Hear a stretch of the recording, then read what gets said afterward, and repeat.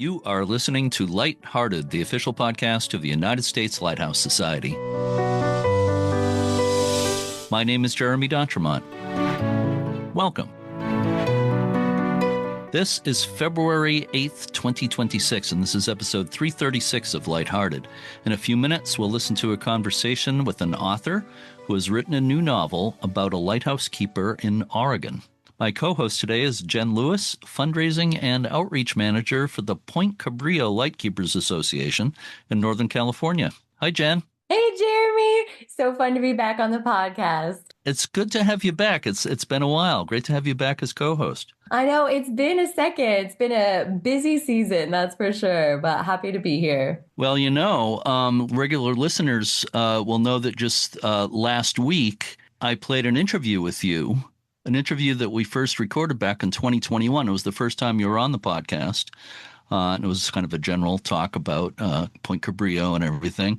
And so my Lighthearted Light episode of last week featured that, a shortened version of that. So you might want to check it out if you haven't listened already. But it was fun. It was fun revisiting that first interview. For sure. No, I did check it out again because it's always fun to hear your voice recorded back. Yeah, it's like, yeah. Did I actually say that? Or, you know, that was actually pretty good. You know, sometimes it surprises me. Wow, that wasn't too bad. Yeah. It's an interesting thing, too, to hear your voice change through the years. I love it. I love it. Mm-hmm. For me, it depends on the time of day, too. My voice is deeper in the morning. Oh, is that right? Okay. Yeah. I think it depends on how much coffee I've had, and my voice gets a little higher every time. Yeah. And of course, we did another interview a couple of years after that when you had the big wave hit the lighthouse and did some damage. That was 2023, right? That happened. That's right. Yes. Yeah. That was a day to remember. That's for sure. Yeah. Have you had anything like that more recently? You know, we've been pretty lucky the last couple of years. We've had some really big swell. We've had some really high tides, but we haven't had anything come close to that day just yet. One thing that we did here at the nonprofit was we made these really nice shutters that cover up the back doors and windows. And so we have put them up a couple times since that fateful day in 2023. But thankfully, each time it was unnecessary, and hopefully that will continue to be the case. Yeah. Knock on wood if you have any near you. Exactly. Yeah. Well, that's good. Moving along here, Bob Napolitano is today's guest, and he's written a new novel about a lighthouse keeper in Oregon. You're from Oregon, right? That is correct. I was born in Oregon City and grew up in Bend, Oregon. So I've spent a lot of time in the area where this novel is set. Near Portland, the lighthouse in Bob's book is the Willamette River Lighthouse. Was that one you've been familiar with? Actually, not at all. I don't think I've ever visited this spot. When you had initially sent me the email about the Willamette River Lighthouse, I had to do a lot of Googling, and it's not one that I've come across before. So I'm excited to pick this novel up. Yeah, that was an interesting place to choose as a setting for his book. I thought it was kind of cool. And he explains in the interview why he chose it. I had barely heard of it myself. It actually wasn't standing for all that long. And so before we introduce Bob in the interview, I was thinking it might be nice to give people a little background on the Willamette River Lighthouse. So please help me out with that, Jen. You got it. The Willamette River Light Station stood at the confluence of the Willamette and Columbia rivers about 10 miles north of downtown Portland and very close to the border with Washington.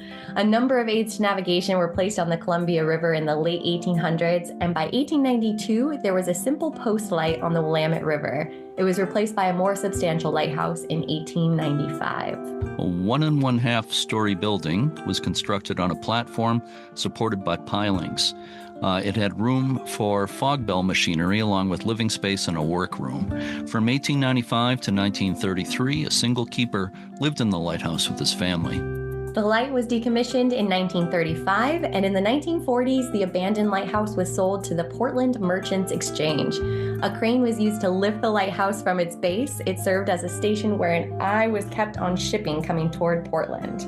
It was abandoned again in the 1950s, and a mysterious fire destroyed the building in 1958. Yeah, so nothing left there but a few pilings. So that's the basic story of the lighthouse. Now let's talk about our guest. Bob Napolitano is from Everett, Massachusetts, not far from where I grew up in Lynn, Massachusetts, and now lives in Londonderry, not far from where I live now in Portsmouth, New Hampshire. He's in Londonderry, New Hampshire, about an hour from here. After he retired from a career in the newspaper business and as the owner of a video store, Bob turned to writing novels. The Lighthouse Keeper, which was published last year, is his 7th book. The main character, John Russell, takes a job as the keeper of the Willamette River Lighthouse at the age of 27 in 1923. He sees the lighthouse as a place to heal from unfortunate decisions he's made in his life, but he eventually wonders if it's more of a prison than a sanctuary. Yep. Shanghaied sailors, brothel barges, opium and bootleg liquor, and floating bodies all play a part in the story. Without giving away too much, a mysterious young woman figures very heavily in the plot. It's an entertaining read, and it was fun to have the chance to speak with Bob Napolitano. Let's listen to our conversation now. I'm speaking today with Bob Napolitano, author of a really excellent new novel called The Lighthouse Keeper, which we're going to talk about today. And, first of all, thanks so much for doing this today, Bob. I really appreciate it. I appreciate it also. I Googled you doing a little research for this, and I see you actually live in Londonderry, New Hampshire. Is that correct? That's correct. Which is 45 minutes, an hour from where I live here in Portsmouth. I've spoken to Londonderry before. It's a nice community. And you're a retired journalist. Is that right? Yes. 12 years now, 10 years, 11 years, something like that. So I also saw you're from Everett, Massachusetts originally, right? That's correct. Yes. Yeah. I'm from Lynn, city of sin, and actually lived in Chelsea for a bit. So I know Everett. So yeah, we've walked some of the same streets, I think, over the years. Oh, yeah. Well, drive by, you go down the Revere Beach Parkway and you're right past Chelsea Stadium and all of that. It's all changed down there, Jeremy. It's not like it was. Yeah. Still a lot of traffic, though. Oh, it's brutal. Now with the casino, it's even worse. Oh, my God. Yeah. So let's get to your writing career. So you retired from sports writing and having your own publication and everything. You retired and you decided to start writing novels. So how did that happen? Why did you decide to write novels? Well, I've always dabbled with stuff like that, silly poetry, silly limerick, stuff like that. And when I had the time, and I've always been a reader. I mean, I started reading, when I was 6 years old, and I loved all those old novels. You'd read Jules Verne, and then I graduated to Irving Wallace. I really enjoyed Irving Wallace back in the 60s, and then you become a Frederick Forsyth and those kind of novels. I liked novels with stories and big stories that, that move like around the world in 80 days, big things. Yeah. So I was always interested in that, and I had a little knack for it. And when I retired, maybe 2 years later, there's all this conspiracy stuff going around about the towers, the Twin Towers, the attack in New York. And I follow a little bit of it. I like conspiracy theories. I really like them a lot. They're fun to deal with. And I said, I have an idea for a book. And that was the first book. It's called The Twins. And I used the conspiracy theory that was big at the time and brought it up and wrote 120,000 words, made a story out of it. And at that point, I did it. I was retired. I had plenty of time. I did it. It took me 2 years. I didn't have an ending. And I swore to God I would never start another book without an ending. Now, you've written books and you got to have an ending. You got to have a beginning, have to have an ending. Everything in between is what you make up. But you got to have a beginning and have an ending. And I didn't have an ending. And it took me a while to get one. And then when I got it, I was happy. I was happy with the ending. The book was done. And I had no plans on doing another one. And then I saw a story on the internet about an old Scottish legend. You may have heard of it, Sawney Bean, back from the late 1500s. They were a family of bad people. They would highway robbers, Ended up with there's like 40 of them, 44 of them living in a cave on the southwest part of Scotland. Eventually, because they were so bad, the king went after them, caught them, brought them all back to Edinburgh and killed them. But my head said, well, what if 2 of them got away? They didn't kill all of them. 2 of them got away, came to the New World. And over a period of 100 years, they migrated to New Hampshire, started a community up in the Littleton area before Littleton was even there, and continued on with the old family legacy of the crimes. And that became the second book. And again, I had nothing going on after that, but I keep seeing these things and it opens up another thing. Because my books are not a series. They don't have the same characters book after book after book. I didn't want to do that. I had no interest in doing that. I enjoy books, some like Spencer books, Robert Parker Spencer. I enjoy them, but it's not what I wanted to do. I want to do books like I grew up with. So that's how it started, and it's continued on. I'm working on my 8th book now. Yeah. So Lighthouse Keeper is your 7th book. 7th book, yes. That came out last January, a year ago. What inspired you to write The Lighthouse Keeper? Okay. Here's a story for you. Now, I've collected first edition books for years, and now I'm selling them off because I don't want them to end up in Goodwill because they're worth some money. I sold the first edition Agatha Christie book to a gentleman in Portland, Oregon. He sends me this lovely email about, he's been there his whole life and whatnot. And I send him another one saying, my son's out there with my grandchildren. And I've been out there several times, and it's a beautiful community, really hippie type thing. It's great walking around the southeast Portland because it's all hippies. He sends me another one. He says, did you know back in the early 1900s, Portland was this thriving port? And it was a tremendous amount of ships going in and out of that harbor. And there was a lighthouse at the confluence of the 2 rivers, the Willamette and the Columbia. And my mother, he says, my mother used to rowboat over to the lighthouse where my uncle worked. Can you imagine 10 years old in a rowboat going across the Columbia? He says, they would never happen today. Right. But back then, everybody did it. And he started talking about the lighthouse and the amount of traffic on the river. And then he got into opium trade, which was big at the time, huge Chinese population, brothel barges, because prostitution was illegal in the city, but they just put them on a barge and off they went. All this crazy stuff. There was river pirates. And it sounded like I could probably do something with this. This sounds pretty good. You can make it a fun book, right? So that's how it came to be. And I sent him a copy when I was done. He was thrilled with it. So I had a good time doing it. And I put all those things in the book. You did. I did. Yeah. A floating brothel was really interesting. I never heard of that before. Oh, yeah. That's what he told me. And I ended up, it's not a story about a lighthouse. You know that because you've read the book. It's about a story about a man who's out there and healing and all that other stuff. Because of my character, John Russell, I wanted a place that was solitude for him to heal and to get well, but also a place where people could be with him. So I didn't want him in the wilds of Wyoming, which he did for a year. I didn't want him out there because there's no interaction. I needed interaction. And because it's a first person, I need people to bring the story to him because he doesn't know what's not around him. As a first person, as an author, you know that first person, you only know what you know. You can't know other things.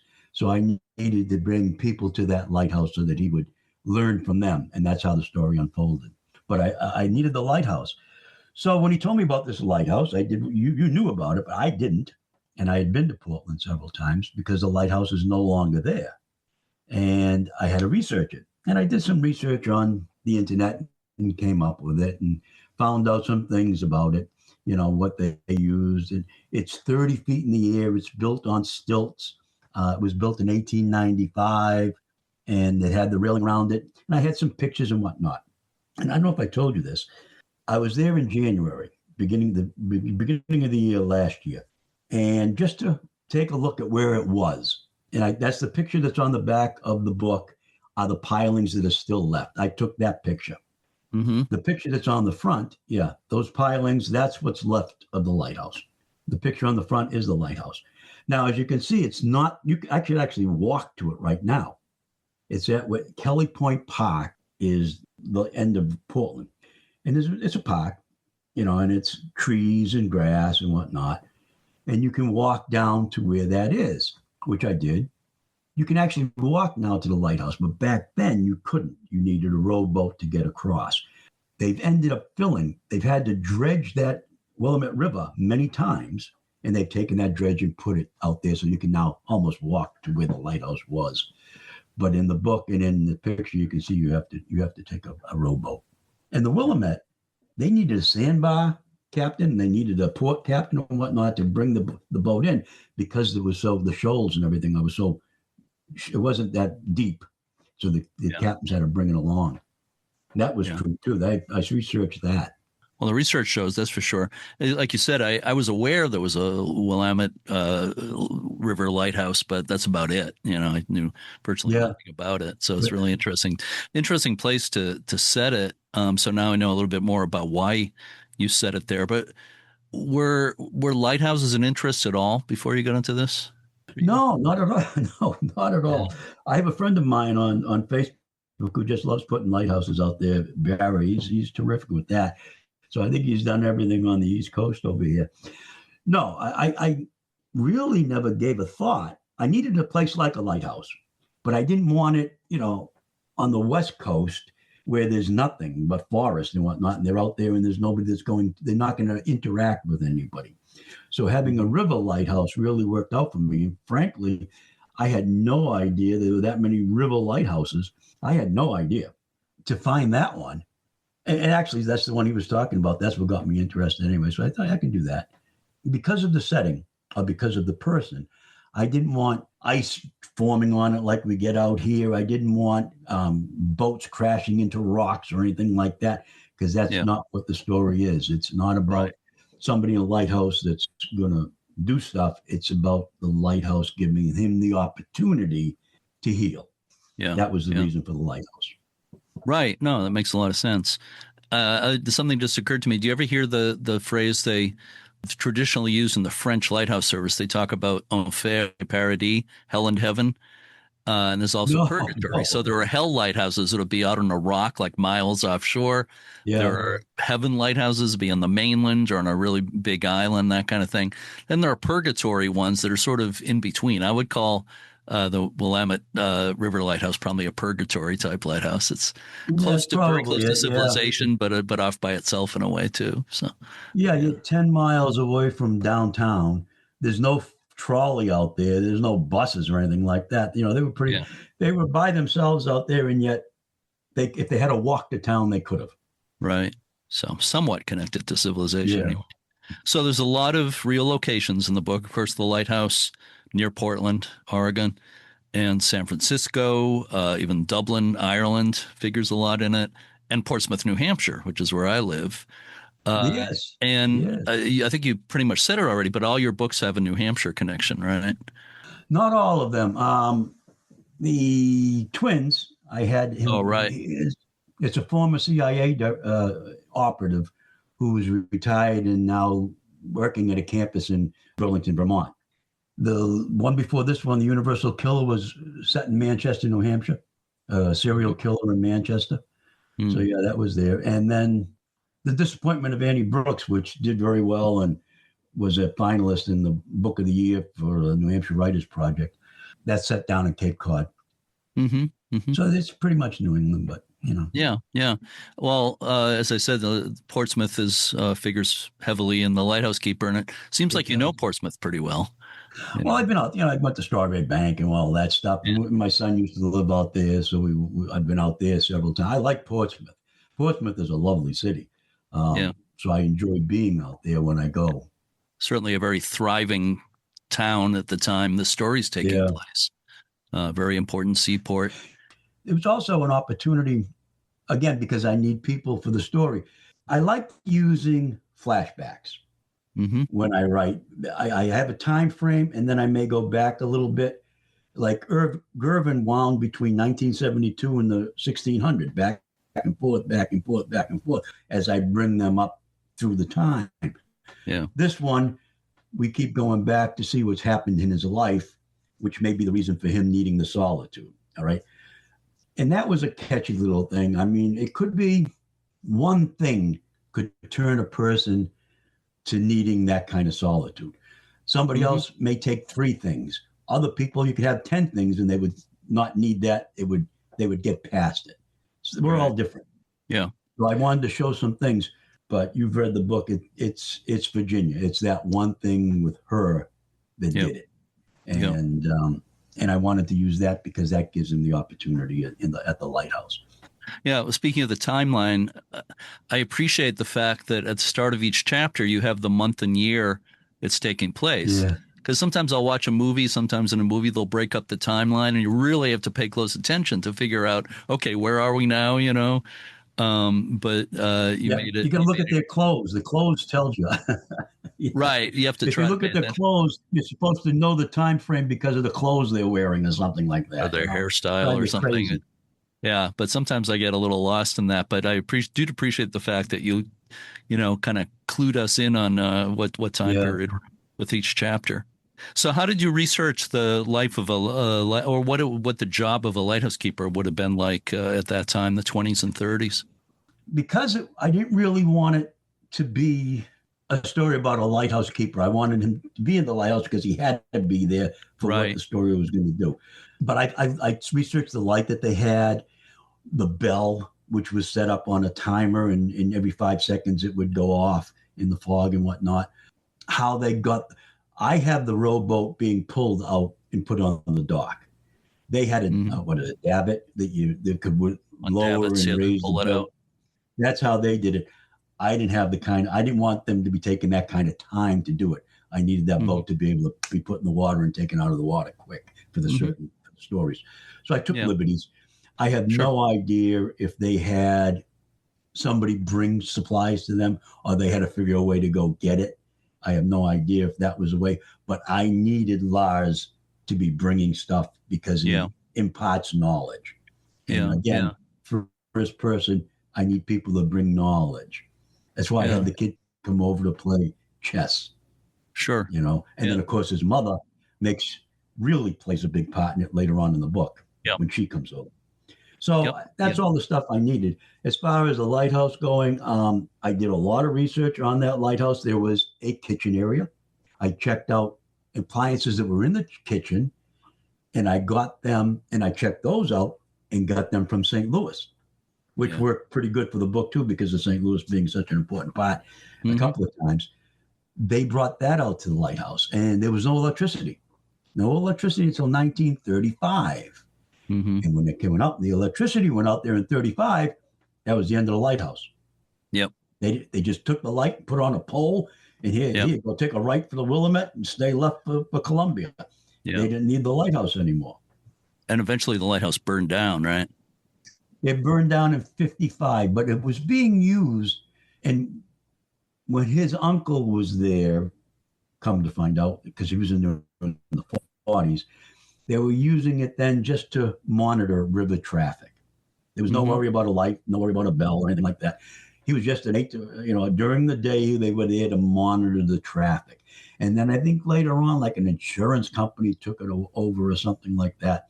Because again, they put so much dredge there, you could get across, put a couple of boards down, walk across, a dock. And then it burned in 55. I don't think they know how, but it burned. And that's what's left of those pilings. Right. Yeah. So I didn't do a lot of research, but a little bit. Sure. Well, it shows. And the appliances, describing the appliances and stuff, that was good. Some detail. Yeah. So I thought of a couple of other books and movies when I was reading it. One of them, are you familiar with The Light Between Oceans, the book, the novel? I haven't read that. No. Yep. Yeah. So there's some similarities, kind of superficial, the fact that the main characters, the guys in both stories, it's just after World War I, and they're kind of seeking solitude after World War I. That's really? That's The Light Between Oceans, about an Australian lighthouse keeper just after the war. So it's interesting that it sounds like you hadn't read that before you wrote this. I mean, that's, there might be a little bit of other similarities, but not a lot. The style is very different, and the main story is quite different. but certainly it reminded me of that. Also, another thing I thought of was the Hitchcock movie Vertigo. About a mysterious woman. You ever see Oh that? yeah. I've seen Vertigo. Yeah, Yeah, yeah. yeah. It made me think of that. The story's not that similar. And I don't want to do any spoilers here, so I don't want to give too much away about the story in your book, but No, I know what you're thinking too. And yeah. if you want, I'll send you an email about that part of it because Okay. there's a lot of that out there in Portland, Oregon. Let me Oh, tell you. really? Oh Okay. yeah. Yeah. Well, I don't want to give too much away, but I don't think it's giving too much away to say there's a mysterious woman who's one of the central Yes. characters in it, and so it's really a mystery. Yeah. And Yeah. without giving too much away, also that was very important. And because of that, and because of the situation, that was the ending I was going for. The ending that we got. She gave me the opportunity to do that without there being a reason why she couldn't go with him, that kind of a thing. Yeah. And that it worked out perfect for that. At least I thought so. Yeah. Another movie that occurred to me that kind of reminds me of, although it's very different in most ways, the movie Chinatown, Jack Nicholson, Faye Dunaway. Do you remember that really? movie? Really? Yeah, because in that it's set in the 30s, so it's kind of a similar period, but also it's set in the Los Angeles area. But he has had something happen with a woman before the story happens, where he caused her death and felt very guilty about that, and was sort of trying to atone for that with this other woman played by Faye Dunaway. So in a sense, it reminded me a little of that as well. So. But that's with John Huston and Faye Dunaway. That was pretty interesting at the end. Yeah, it was. Well, I think it's a great movie. Not a happy movie. No, not at all. A lot of the great works don't necessarily end happily.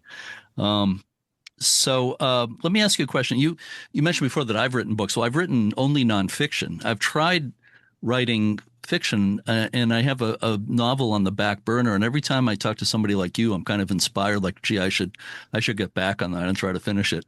But you should. Well, thank you.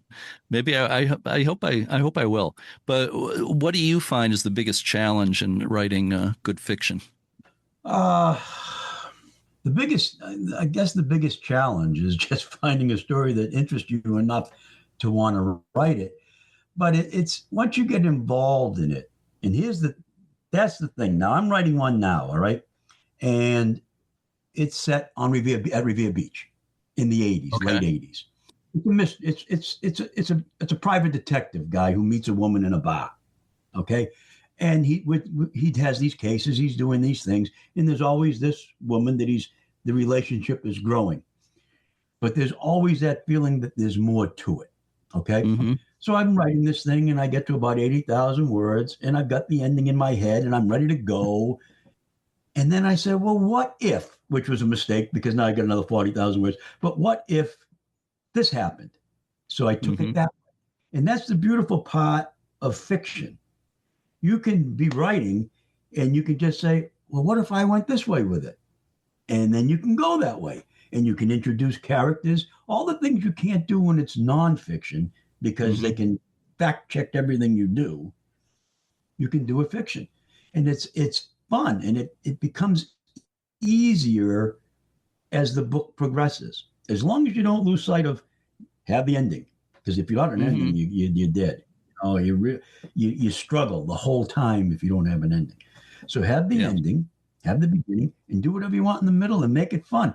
And I don't have the talent too. I don't strive to be a great novelist, with Ernest Hemingway giving you all these things and how you should feel and what you're going to come out of the book. I'm trying to do what Jules Verne did, what Frederick Forsyth did. I'm just going to, even Clive Cussler, early Clive Cussler, when he was doing Raise the Titanic and the one with the train, Night Probe. I'm just trying to tell a good story. Make it interesting, make you want to turn the page. That's all I'm trying to do. And people that I have that read the book enjoy stuff like that. And other than that, I'm not trying to leave any great mystery out there as far as the mystery to life or trying to solve economic problems or global problems, just trying to tell a story. Well, that's what you just said about making people want to turn the page. That's the key right there. And it's the same, I have some background in filmmaking. It's the same in any writing or movies or TV, whatever you're talking about. You got to obviously make people anxious to find out what happens next. Right. Can't, to get to the end of a chapter. Geez, well, what happened? I have to go to the next chapter because I can't wait to find out what happens next. So that's Yeah. So you're talking about your new book, and you said it's set at Revere Beach, a place I know well because I grew up in Lynn and lived in Winthrop for a long time. So Revere Beach is very, very, familiar to me. But anything else you want to tell people about that upcoming book? Yeah. Now you mentioned Winthrop. All right. The book starts with a dead body laying in the kitchen in Winthrop. All right. He's been shot. Then we go to the beginning. So that happens in December. We go to September. And in September, there's a private detective who lives in Saugus, used to be a cop in Saugus. He's now a private detective. He's having a drink in Harry's bar on the beach. And of course, it's September, so the beach is not busy. The amusements are gone. It's 1989. But he grew up in Revere. He grew up in Everett and went to Revere Beach in the 60s, as I did. When the amusements were there, you had the cyclone, you had the wild mouse and all that. I talk about that, but it's 10 years, 20, 15 years later. He meets a woman in a bar who lives in Winthrop. There are things going on behind everything else, but she's involved in some of it. And he ends up getting involved because of her. Mm-hmm. There is a Polish group of thugs or mafia kind of people in Lynn. There's Irish mobsters in Charlestown, where he ends up being. And of course, there's the Italians out in the hunt running the whole damn thing. So all three of these groups he becomes involved with because of certain things that are going on. But there's always the woman in the background and how she's tied into everything. So there's the mystery in it. And I try to make it fun because it's like a homage to where I grew up. So I'm trying to make it fun with some cool stuff, but it still has to tell a story, and it has to be an interesting story. So that's where I am with that, and I'm pretty close to the end of it. But then I do rewrites, and I do like 15 rewrites, just to get it straight. 'Cause I don't have an editor. I do it all. So to make sure I'm not screwing up, I do rewrites. I'll read this thing 15 times before I even decide to publish it. So let me ask you, well, first of all, how do people get your book? I'm self-published, so everything's on Amazon, except for, under R.L. Napolitano. But I do have books in the Bookery, which is on Elm Street in Manchester. I do have books at the Gibsons, which is in Concord, New Hampshire. Mm-hmm. And there's a craft place in the Mall of New Hampshire, which is a absolutely gorgeous place with beautiful stuff from these people. Just, it's a consignment place, I mean. And the stuff, I walked in there just to see what it was like because they were asking if people wanted to put books in. And I was just blown away by how nice the place is. So I put some books in there too. But mainly, I've got them in the libraries in Derry and Londonderry. Yeah. But as far as anybody away from here, it's Amazon. And they're on Kindle. They're on audio. Right. Some of them are on audio. They're hardcover, there's paperback, whatever they want to do. So all your books are on Amazon. All I ask is if they like it, they leave a review. Yeah. I saw you got good reviews. You wrote a book. People don't, they like the book and they tell you how much they like it, but you don't get the review on Amazon. And it's like, what am I going to do? I got 18 reviews instead of 120 reviews, for God's sake. Yeah. I got to tell you something about reviews on Amazon, something that kind of ticked me off. I've written over 20 books, mostly about lighthouses, nonfiction books. There's the Oceanborn Mary book too. But, one woman posted a review of the Oceanborn Mary book and she said, I don't know, maybe it was me, but I thought it was boring. So she wasn't interested in the subject. That's the way I see it. Other people praised how much research I put into it and everything. But, some of my books have gone out of print, right? So they could be kind of hard to find. So my book, Lighthouses of Rhode Island, people were trying to sell for a lot of money because it was out of print. I think somebody sold it for like, I don't know, $50 or more or something. So somebody bought it at that price, and she posted maybe it was a he, I forget, posted a review saying, well, it's a good book, but it's not worth that much money. So they gave it like 1 star out of 5 stars. How was that my fault? Why give my book a bad review because it cost so much? I didn't set the price. Yeah. But I saw you take the reviews with a grain of salt. When somebody says, Yeah. I love the book, and then they give you 3 stars, you say, all right, that's fine. Yeah. Everybody has different ideas about what gets 5 stars, I guess, or whatever. But I saw your books, really good reviews. Yeah. So again, it's under R.L. Napolitano, right? People want to find your books, and all your books are on Amazon. Yeah. And you have a website as well, right? No, I don't. No, I was supposed to do a website. I was supposed to be on Instagram. I was supposed to be on LinkedIn. I don't know, all these things. I took a class once that says, oh, this is how you got to promote your book. Yeah. You go all these places, you do this, you do that, you do that. And I'm saying, Jeremy, I just don't have the energy to do it. I understand. Even getting the sound here right now, I had to take another computer, put it in here. I'm so tech stupid. It's amazing. I don't know what I'm doing. So somebody said, create a website. Well, you got to keep up with it. We actually have a website for this critique group I'm with, New Hampshire, Live Free, Write Free or Die. Okay. I'm supposed to be putting things on there, and I never get around to doing it. It's just, I'm too old for this stuff. I know. Yeah. I don't mind. I've done book clubs have invited me in. And of all the things, I've done book signings and whatnot, but of all the things, and I don't know if you've ever done them, a bunch of people read your book and then you go and you can talk to them. Have you done that with book clubs? No. I've given a lot of lectures in libraries, but not in the way that you're talking about.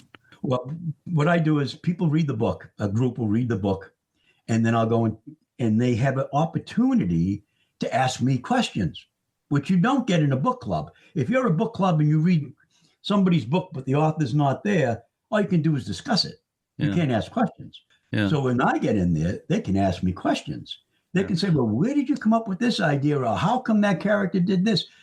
And the questions they ask always surprise me at the amount of depth that they took reading the book and what they got out of it.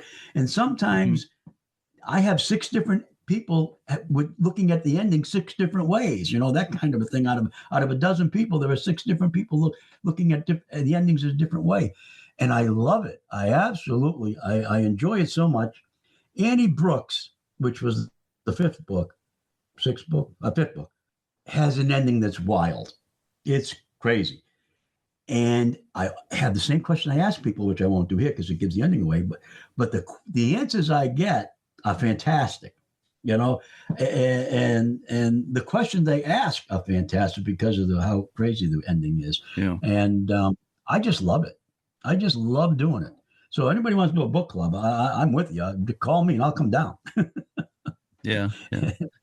So, Bob, I have one final question for you, and this one's for bonus points, okay? All right. So prepare yourself. The question is, what is your favorite thing about writing novels? I enjoy the storytelling of it, all right? Coming up with characters and situations that take you from the beginning to the end. I'm not one who, I forget, it was a Chandler or one of those writers back then said, when questioned why something happened, he says, I don't have to explain it. This is what I wanted. This is the way it is. All right. And I'm not like that. If something's going to happen, I want to set it up. If I'm going to have a character do something at the end of the book, I need to show in the middle of the book that they are prepared to do that they have the power to do that. I don't use psychic. I don't use super strength or anything like that. It's a regular person. Most of my books are just regular people. All of the books are regular people. And they have to do something at the end. And I make sure that people understand that they are capable of doing that. In Gervin, my main character is a housewife. It's a woman at the end, in the New Hampshire part of it, not the Scottish part of it, in 1972, 73, 74. They moved from Connecticut to this place, and where the horror is happening. And slowly, but surely, she finds out about this horror. And she's just a housewife. Something at the end of the book she has to do takes a lot of courage. and grit. So I just can't have this, Betty White goes up there and does something miraculous. I can't have that.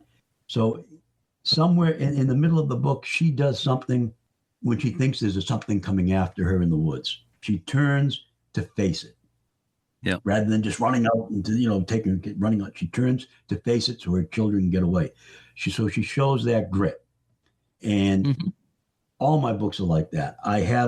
Nobody does anything incredible without it first being set up. So setting it up is the fun part. Yeah, I know what the ending is. I know what the beginning is. Now, bringing everything from one point A to point B is the fun part of writing it, and coming up with these characters and having them say things and do things that I find interesting. That's the fun part for me. Yeah. Would you say that that's the common theme in your books, the idea of everyday, people faced with extraordinary circumstances? Oh, yeah. Oh, without question. Yeah. Yeah. Mm-hmm.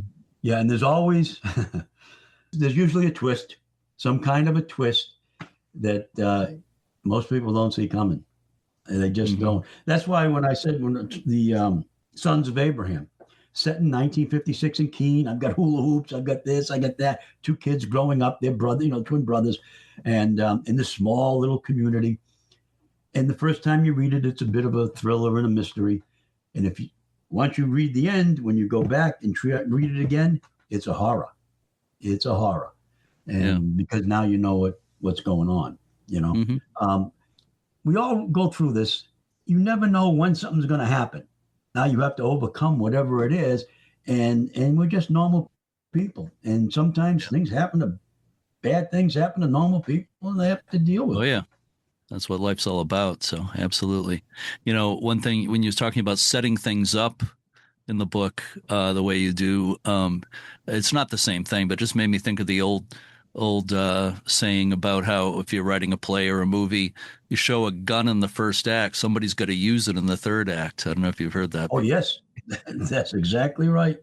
Yeah. That's exactly what you do too. That's exactly what you do. But I think you did in the Lighthouse Keeper, you do it pretty subtly. It's not as obvious as that. So, my wife and I'll be watching something and they'll show a gun very prominently, early in the movie, or a knife or something. And I'll say, somebody's going to use that later in this. And they usually do, so it can be a little obvious once you start thinking about it. If in fact, I did this the other day with somebody of the New Hampshire Writers Project, said, write the first sentence of your novel and why is it important?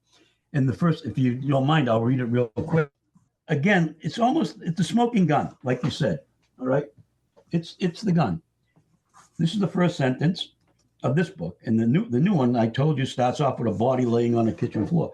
But this is first sentence in the book. It may no longer be there, but looking across the water now, my mind sees it as clearly as I did over 50 years ago.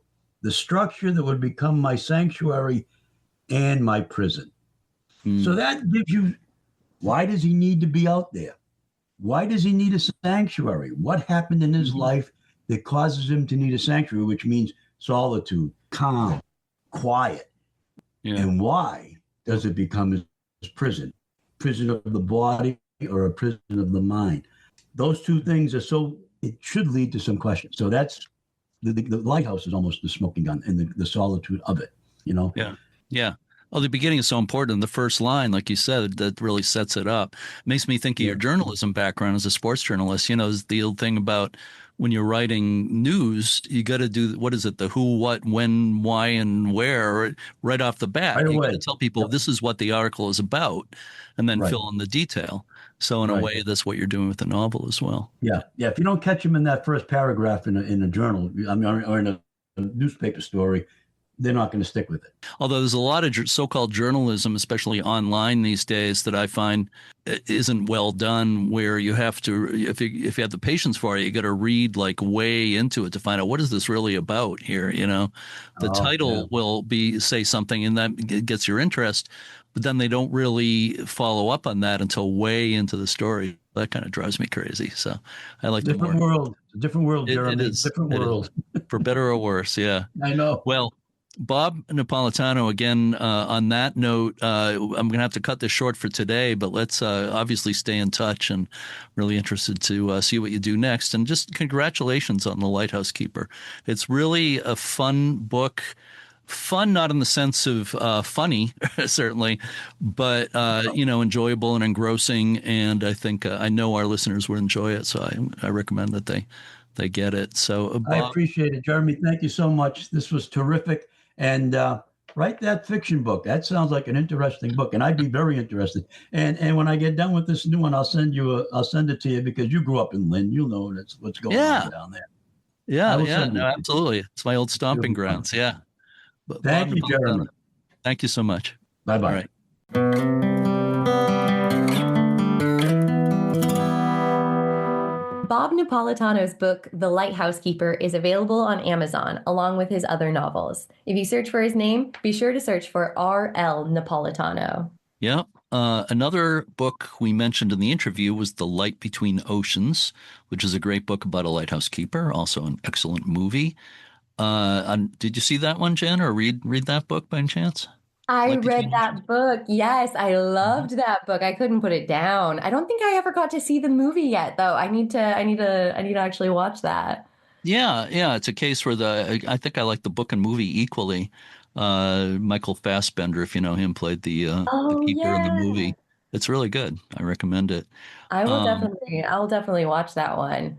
yeah. I read Any I read a pretty good one recently. This was last year. I read The Lighthouse Witches by C.J. Cook, hmm. and boy, that one was so good. It was so interesting. I couldn't put it down. It was a fun read for sure. A lot about sisters and family and a lighthouse through the centuries. Very, very Hmm. good story. I haven't heard of that. The Lighthouse Witches. Wow. The Lighthouse Great. Witches. I'll have to find that. That sounds really interesting.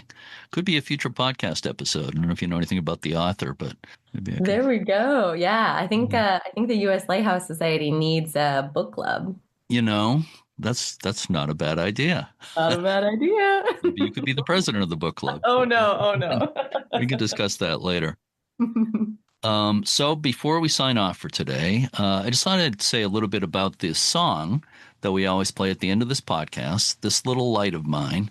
Everybody knows that song, right? In fact, Or there's a current drug commercial. I can't tell you off the top of my head what it's for exactly, but there's kind of a slow, depressing version of the song in that commercial. So I don't like that too oh, much. oh But no. it's usually kind of a happy song. Yeah. And the song actually has its origins as a children's gospel song in the 1920s.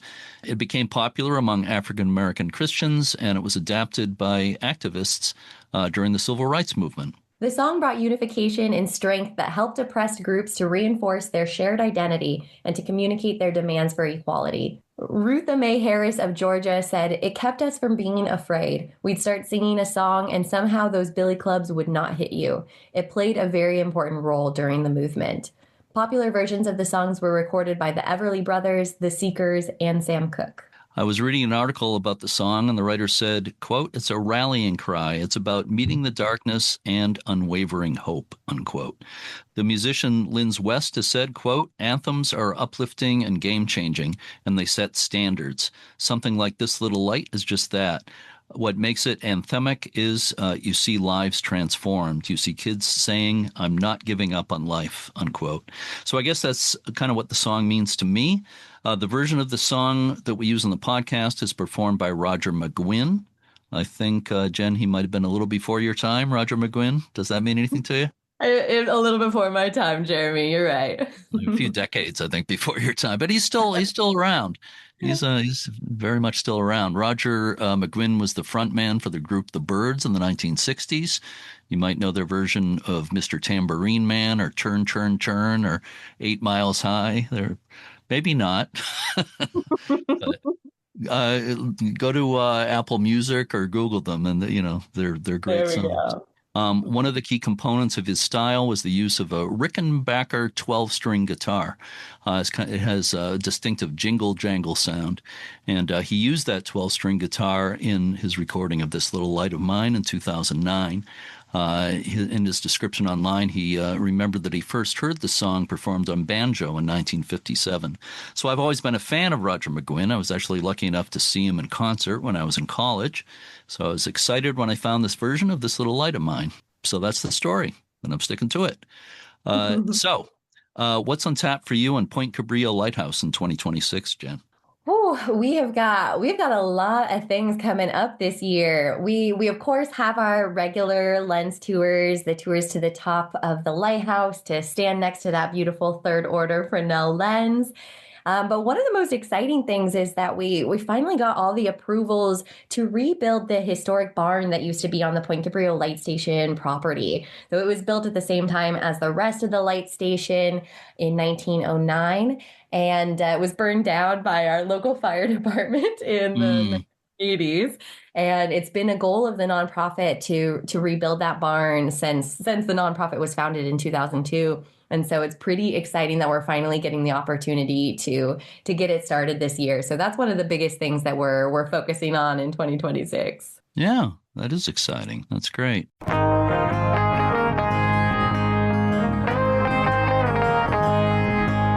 So I want to do a quick reminder to everyone to check out uslhs.org to check out everything the U.S. Lighthouse Society offers. Donations and memberships help support this podcast.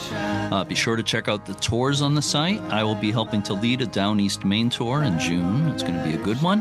We will be back in 2 weeks with another literature-themed episode with Not Brooke Taylor, a poet in the UK, reading from his book of Scottish lighthouse poems. I really enjoyed it. Until then, to all our regular listeners and our new ones, thank you so much for listening, and keep a good light. I'm gonna let it shine everywhere I go. I'm gonna let it shine, let it shine, let it shine.